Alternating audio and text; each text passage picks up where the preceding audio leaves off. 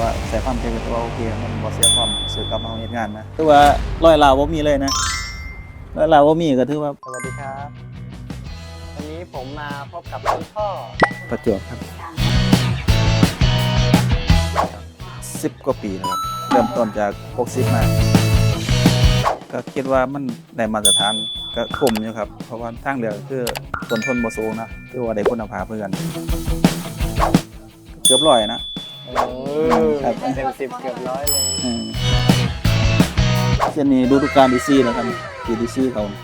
ได้ใส่ได้3นะ3ปีแล้วก็ถือว่าออกมาครับถือว่าร้อยลาวบ่มีเลยนะ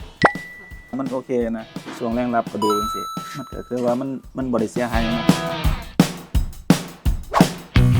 ก็ถือว่าดีครับเพราะว่ามันใส่มากแล้วก็มันบ่เสียความรู้สึกนะใส่งานมากก็ถือว่าโอเคราคาก็ถือว่าของกลางที่ว่าเฮารับได้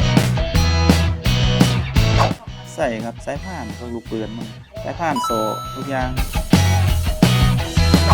คือสิว่าในทางเรือตัวนี้มันก็คือว่าโอเคนะคือว่าใส่ได้มันคือลูกค้าปืนก็คืออยากใส่มันก็บ่ได้ผิดหวังอยู่แล้วนะเพราะว่าใส่ความใจก็ถือว่าโอเคมันบ่เสียความรู้สึกกับเฮาเฮ็ดงานนะก่อนมันสิสำรวจทั้งกลุ่มอยู่แล้วผมกับการใส่งานนะ ขอบคุณครับ